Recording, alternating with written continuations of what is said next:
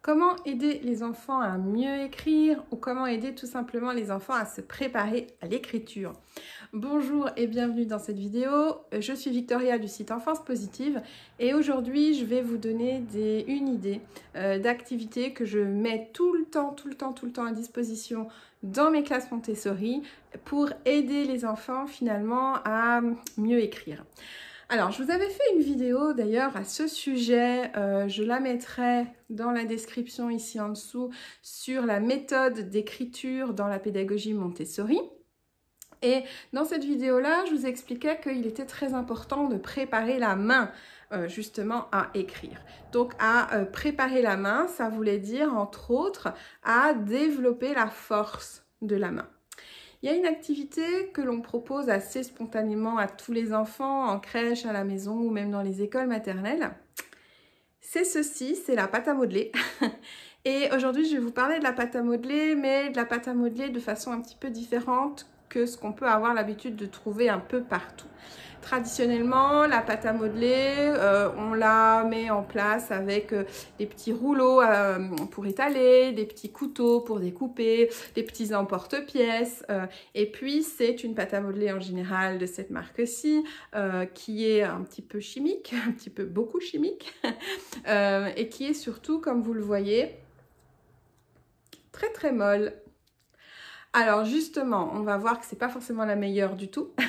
Et comment est-ce qu'on va pouvoir mettre en place un atelier pâte à modeler qui soit au service vraiment du travail de la main et vous allez voir par la même occasion aussi au service des émotions de votre enfant. Alors, le modelage, c'est quelque chose de super important. Vous devriez tout le temps, en permanence, peu importe l'âge des enfants, avoir un atelier modelage à la maison ou dans votre classe ou dans votre section si vous êtes professionnel. Pourquoi? Pour déjà la première raison qui est que je vais aller travailler la main. Donc vous voyez ce que je suis en train de faire, ça veut dire que je vais muscler la main. Ça va m'aider en musclant la main, à préparer la main de l'enfant à accueillir l'outil scripteur, puisque c'est ce que je vous expliquais dans la fameuse vidéo, que pour écrire, on avait besoin de pouvoir tenir son crayon avec fermeté, mais sans crispation. Donc, à n'importe quel âge, de pouvoir malaxer, c'est très important. C'est vrai que la pâte à modeler, c'est le plus simple. Il peut y avoir l'argile, on peut faire de la pâte à pain, on peut malaxer la terre, mais le plus simple en classe, quand on habite en ville ou qu'on n'a pas trop la possibilité de nettoyer facilement, c'est la pâte à modeler.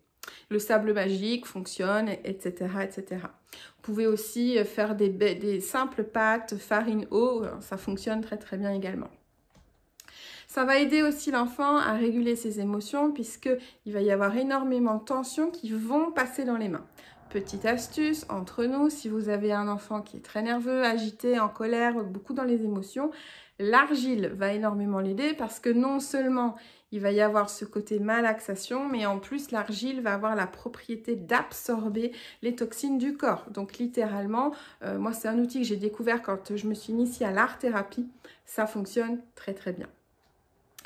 Le problème avec les ateliers pâte à modeler, comme je vous les expliquais tout à l'heure, c'est que souvent on met le rouleau à pâtisserie, on met les petits ustensiles pour découper, on met les emporte-pièces.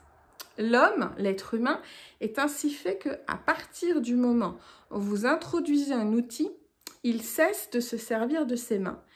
C'est automatique, c'est logique puisque on a quand même dans notre héritage un bagage qui va vers la simplicité. On va se simplifier la tâche et se simplifier la vie. L'exemple et le parallèle que je donne tout le temps, c'est pour vous en tant qu'adulte. Le jour où vous vous achetez un robot pour la cuisine, ben vous allez arrêter de faire avec la main. Le jour où vous achetez un robot pour monter vos blancs en neige, ben vous les montez plus au fouet vos blancs en neige. Le jour où vous achetez une machine à pain, ben vous faites plus votre pain à la main. Le jour où, voilà, vous avez compris le principe. Le jour où vous achetez un outil, vous ne faites plus vous-même. Alors vous allez me dire, c'est le but du progrès. On est bien d'accord, hein, que on ne lave plus les vêtements à la main, sauf des exceptions, depuis qu'on a la machine à laver, ou on ne va pas laver la vaisselle à la main parce qu'on a un lave-vaisselle. Donc l'objectif, on est bien d'accord, c'est d'aller vers le progrès. Sauf que parfois, ce fameux progrès-là, il court-circuite des étapes de développement qui sont super importantes chez l'enfant. Et le fait d'introduire des outils tout de suite dès que vous proposez de la pâte à modeler va faire que l'enfant ne va plus autant, voire plus du tout malaxer, mais par contre, il va se servir de ces petits outils. Ce qui fait que votre atelier modelage n'aura plus beaucoup d'intérêt. Donc, enlevez vos outils. Laissez juste le pot de pâte à modeler et uniquement le pot de la pâte à modeler pour qu'il puisse malaxer, faire des boules, aplatir, bref, qu'il puisse se servir de ses mains. C'est super important. Aujourd'hui, on ne stimule plus assez les mains. Et voyez, parfois, on va s'acheter des trucs super chers, réfléchir à des trucs super compliqués alors qu'il suffit juste d'un pot de pâte à modeler. Pas n'importe laquelle de pâte à modeler. Alors, je ne vais pas juste vous dire que c'est mieux qu'elle soit sans produits chimiques. Ce n'est pas ici mon objectif. Mon objectif, ça va être de vous parler de la densité de la pâte et de la fermeté de la pâte. Jusqu'à 18 mois, vous allez pouvoir proposer des pâtes de ce type du commerce. Hein, vous savez, la fameuse marque qu'on a tous connue quand on était enfant, qui commence avec un P, hein, et qui sent super bon. Enfin, c'est relatif, mais enfant, on trouvait que ça sentait super bon. Donc, voyez comment c'est mou. Voyez comment j'arrive avec mes doigts facilement à la malaxer. Donc ça, jusqu'à 18 mois, ce type de pâte-là, ça va être OK. Après 18 mois, ça n'ira plus. C'est trop mou et donc ça ne fait plus son effet au niveau du travail de la main. Ce que vous pouvez faire, si vous voulez, c'est d'acheter des pâtes qui soient écologiques, sans produits chimiques. En général, de façon assez naturelle, elles sont d'office plus dures parce qu'on n'a pas le pétrole dedans et toutes les cochonneries pour la rendre plus souple. Donc ça, c'est une alternative. Et puis sinon, franchement, sur Internet, il y a plein de tutos et de recettes pour réaliser vos pâtes à modeler vous-même. Et moi, c'est ce que je fais. Pas celle-ci, hein, mais la pâte à modeler que je propose aux enfants de mon centre pédagogique, on fabrique notre pâte à modeler nous-mêmes.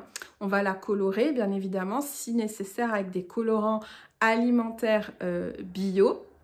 Et en fait, on va en faire en général trois sortes. Premièrement, une première pâte à modeler qui reste dans la souplesse. Alors, elle ne sera jamais aussi souple que celle-là, mais quand même, voilà, dans la souplesse. Et puis, plus on va rajouter de farine, et plus, eh bien, la pâte va être forte. Et on va réaliser comme ça 2, voire 3 niveaux de pâte à modeler, parce que déjà, on a des enfants d'âge différents. Donc, on peut avoir des enfants de 3 ans et les enfants de 12 ans. Donc, il va falloir pour les enfants de 12 ans beaucoup plus de force que pour les enfants de 3 ans. Et puis aussi pour amener comme ça le côté challenge. On les colore de façon différente pour que les enfants s'y repèrent. Et donc, on pose tout simplement la pâte à modeler et les enfants vont modeler. Ils peuvent couper des morceaux, faire des petites boules, réaliser tous les personnages qu'ils veulent. Mais c'est vrai que dans un premier temps, on n'utilise pas d'outils et on évite les outils pour les raisons que je vous ai expliquées.